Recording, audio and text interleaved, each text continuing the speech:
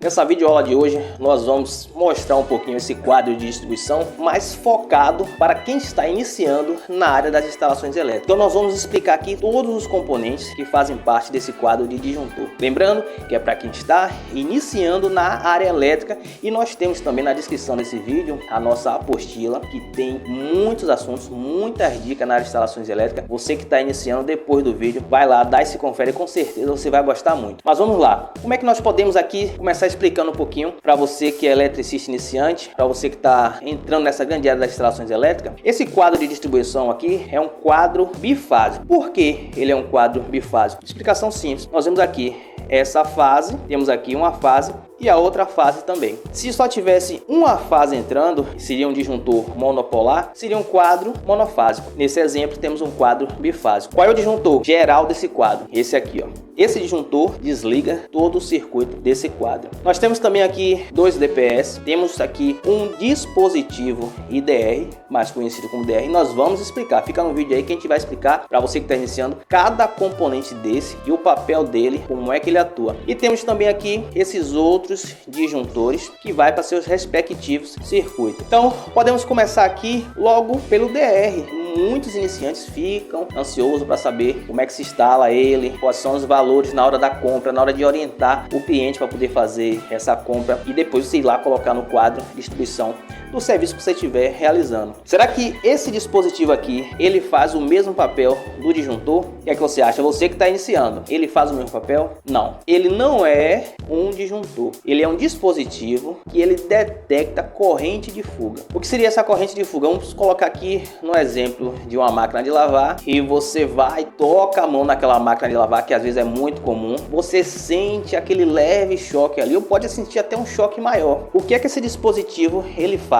Se ele estiver colocado nesse quadro de distribuição, nesse circuito dessa máquina de lavar, nesse exemplo, ele vai detectar a falta dessa corrente circulando por ele. É por isso que tem o nome corrente de fuga. E o que é que ele faz? Ele desliga o circuito, protegendo assim a vida da pessoa, para que não ocorra um risco maior, até de levar a óbito, dependendo do choque. Cara iniciante, esse dispositivo aqui chamado, vamos colocar aqui, ó, DR.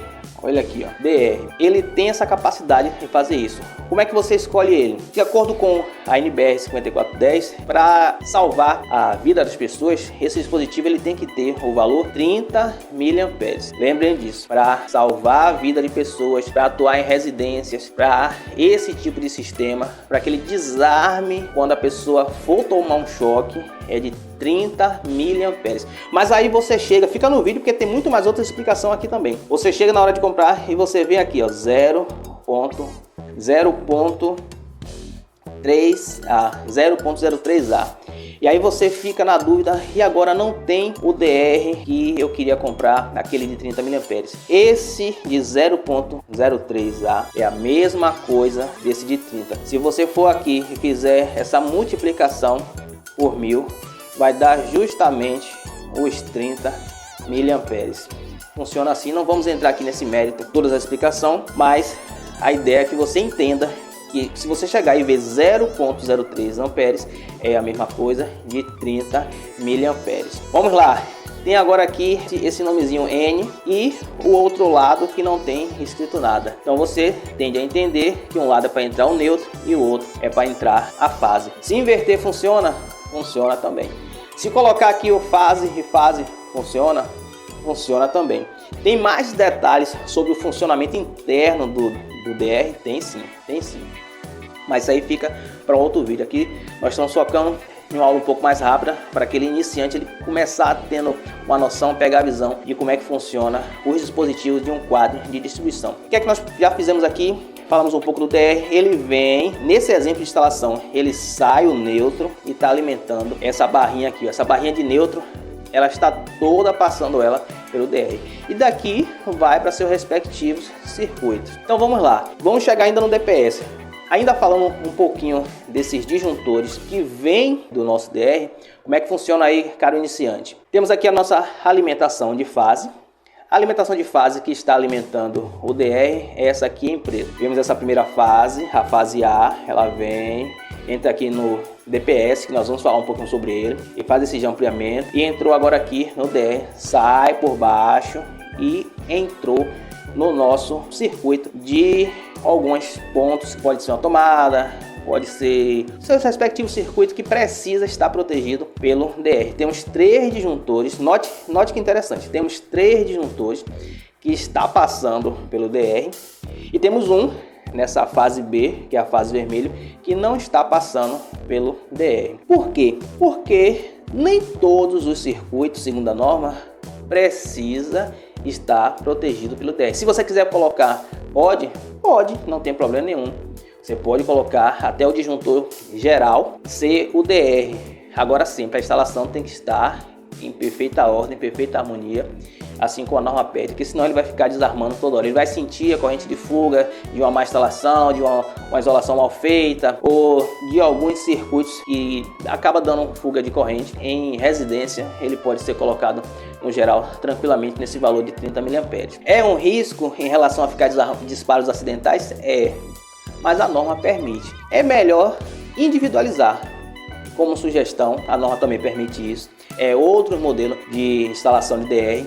Em vez de você colocar ele como geral, que permite, você pode colocar ele em circuitos específicos. Por exemplo, nós temos aqui esses 3. Vamos supor que esse circuito aqui, a canetinha está tentando falhar, mas não vai falhar não. Olha aqui, ó, pegou, vamos lá. Esse circuito aqui é um circuito de uma máquina de lavar.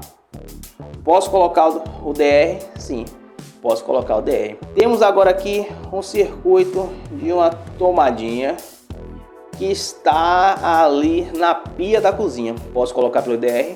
Deve, tanto um como o outro, deve colocar pelo DR. Temos aqui também um circuito, por exemplo, que está numa garagem, que às vezes ali está lavando o carro, etc. Tem uma tomadinha ali, você deve colocar pelo DR também. Então, circuitos de área molhada, ele deve ser protegido também pelo dispositivo DR. Então, mas por que aqui tem o DR e tem o disjuntor?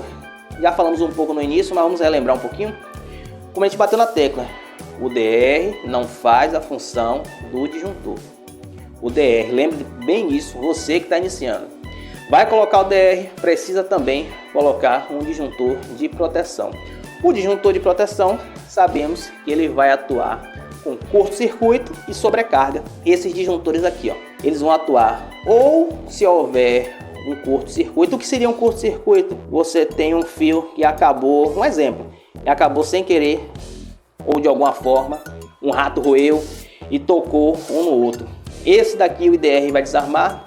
Se não der fuga de corrente, ele não vai desarmar. Esse é o papel do disjuntor. Esse disjuntor aqui. Curto-circuito, encostou um fio no outro, sai aquela centelha, ele vai e desarma. O papel do disjuntor. Sobrecarga. O que seria essa sobrecarga para poder esse disjuntor também atuar? Vemos aqui que nesse exemplo aqui, esse disjuntor ele é de 16 amperes. Beleza? Beleza. E vamos supor, por exemplo, que essa máquina de lavar ela tenha um consumo de 5 amperes. Esse disjuntor vai desarmar? Não. Só que aí você vai desse mesmo circuito, vamos colocar aqui de cima, desse mesmo circuito, você coloca aqui outra máquina de lavar, mais 5 amperes. Foi para 10 amperes. Ele vai desarmar? Ainda não. Veja bem, olha como está aqui, ó, 5, 5, dá 10, o disjuntor é de 16. Mas aí você coloca mais outros aparelhos, seja lá o que for, vai fazendo, que é uma mania muito comum. Tem uma tomadinha ali e vai derivando, colocando a caixinha, 4x2 vai colocando a caixinha, a tomada vai colocando a caixinha e depois o disjuntor começa a desarmar. Para você que está iniciando, por que é? Porque ele ultrapassou a corrente que ele suporte. Vamos supor que coloque aqui também, aqui é só a título de exemplo, 5 amperes, uma corrente relativamente alta para alguns circuitos mais simples, né? Colocou aqui mais 5, colocamos aqui mais 5 amperes. Então, quantos aparelhos temos ligados nesse circuito aqui, desse disjuntor, esse circuito monofásico de 16? Temos aqui 5 amperes, mais 5 amperes, mais 5, mais 5. Total de quanto? Vai dar 20 amperes. O que é que vai fazer o disjuntor? Ele vai desarmar. Isso, ele vai desarmar. Por quê? Para proteger o circuito, para proteger o cabo colocado ali, proteger o fio. Essa é a função, lembre disso também, importante citar isso. esta é a função do disjuntor: proteger o cabo, proteger o fio. A função do disjuntor é proteger o aparelho? Não, não é essa. A função do disjuntor, a função principal dele é proteger o cabo. Então você sempre lembre disso. Então, se você vai precisar colocar mais pontos de tomada, o ideal é que você derive circuitos novos, coloque um disjuntor novo, vindo direto do quadro de disjuntores, e coloque ali as suas outras tomadas. Lembrando, sempre respeitando a capacidade geral do disjuntor geral. Exatamente, sempre tem que respeitar. Porque mesmo se você colocar outro disjuntor aqui, um disjuntor secundário, mas se ultrapassar a capacidade de disjuntor geral, também vai desarmar. Então, por isso que você tem que estar ali sempre calculando ali a corrente do seu circuito. Estamos falando aqui para iniciante, mas também tem alguns eletricistas que podem estar assistindo, que vai fazer alguns serviços também, e é importante citar isso. Vai colocar mais pontos de tomada derivando de um quadro de distribuição, veja ali a corrente do circuito para ver se não vai ultrapassar a corrente da capacidade de disjuntor geral, que senão vai começar a desarmar. Então já entendemos um pouquinho aí a diferença entre o dispositivo DR e o disjuntor comum. O disjuntor comum atua sobrecarga e curto-circuito, já explicamos um pouquinho o que é, e o DR é a fuga de corrente, que é aquele desvio da corrente para a pessoa, quando a pessoa toca ali, evitar que tome choque, ele vai e desarma. Vamos partir agora para a explicação do DPS. Vamos lá, DPS. O que seria então o DPS e para que ele serve? O DPS é um dispositivo de proteção contra surto na rede elétrica. Exemplo: possa ser que caia um raio na rede elétrica e você tem lá ligado, por exemplo, vamos botar aqui nesse circuito aqui, ó. Você tem ligado nesse circuito uma televisão. E aí tá lá caindo aquela chuva danada, naquela época de chuva, e você tá lá assistindo, beleza, aquele filminho, comendo uma pipoquinha, e cai aquele raio na sua rede, na sua instalação. Você não tem o DPS, pode acontecer que aquela descarga ela vir indo pela rede elétrica. Vamos supor nesse exemplo aqui desse cabo que está aqui na cor vermelho. É um exemplo que você não tem um DPS. Aí caiu o raio na rede elétrica, ele vem e pode queimar o seu aparelho de televisão, assim como outros aparelhos eletrodomésticos também dentro da sua casa. Então o que esse DPS ele faz? Nós vamos ficar aí no vídeo que a gente vai falar em relação a como escolher o DPS. Fica aí, aguenta um pouquinho.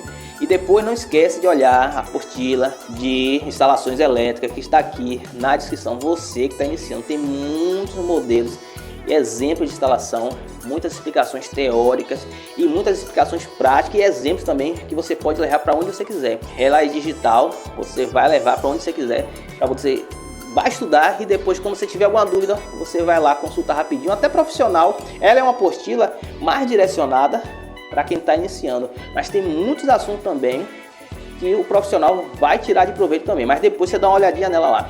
Então vamos lá. Se não tem o DPS, como a gente disse, o que é que acontece?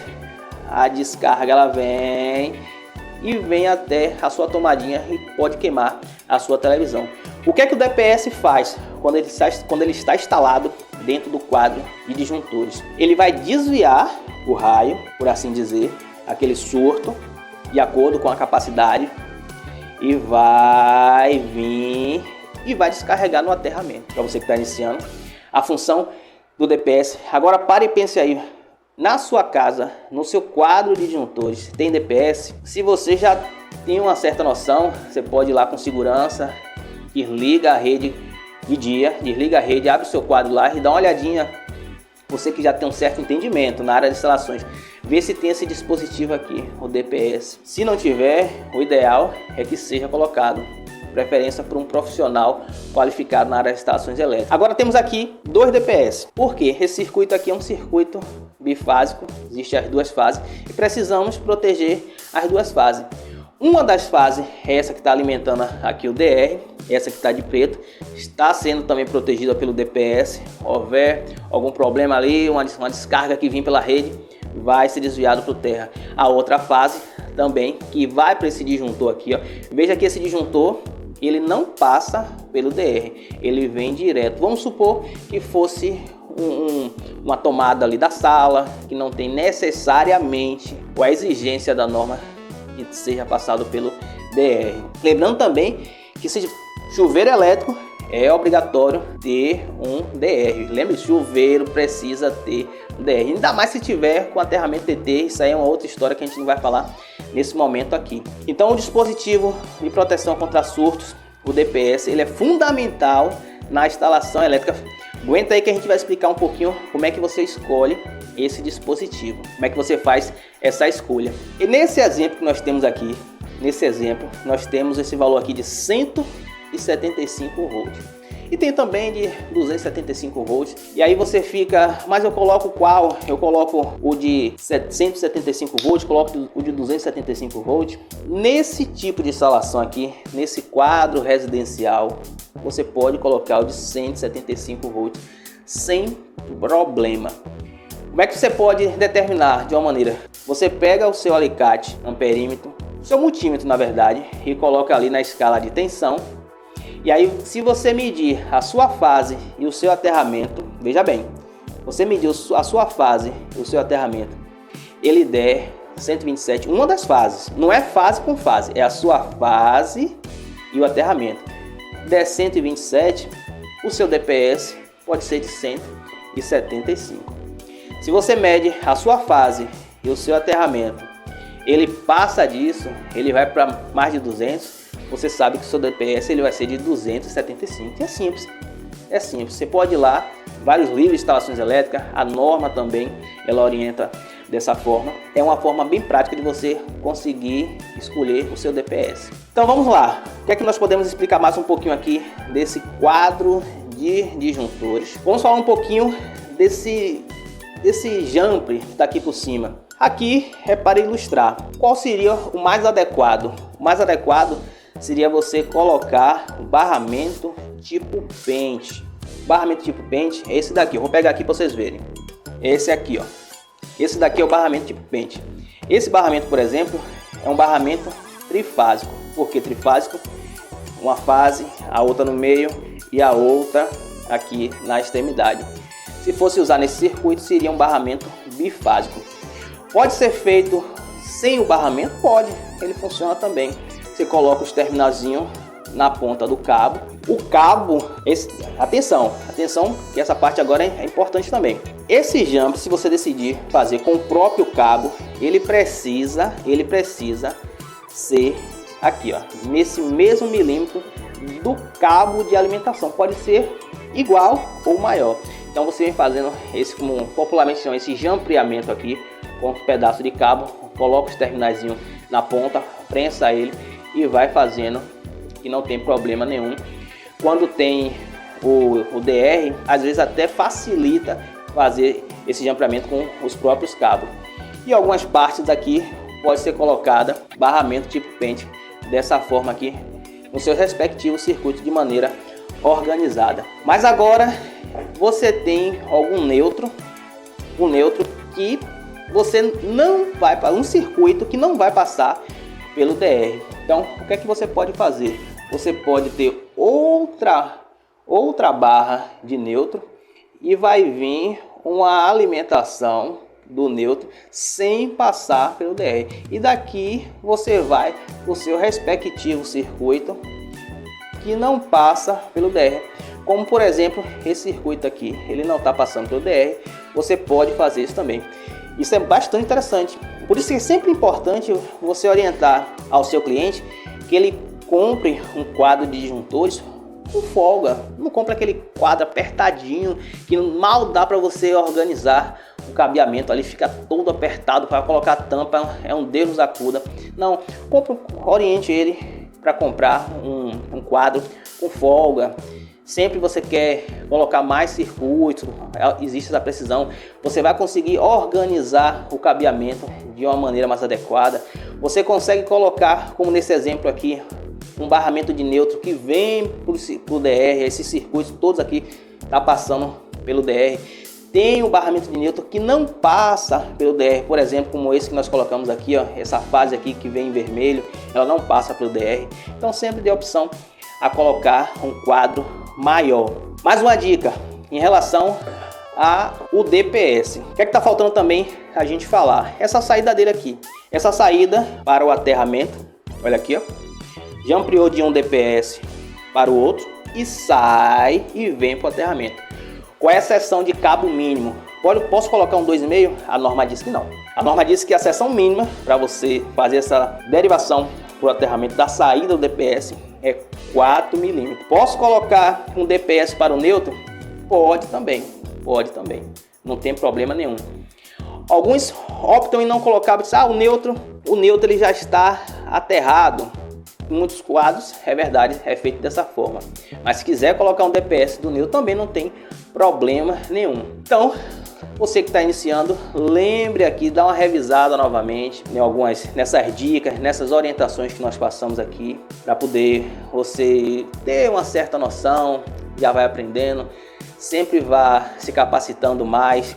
Como temos aqui a apostila de instalações elétricas, com dicas, orientações, tem a parte teórica, tem os modelos de instalação e você vai pegar a visão, popularmente dito, vai ter aquela orientação que você pode levar para onde você quiser. E fica agora aí com o nosso próximo vídeo.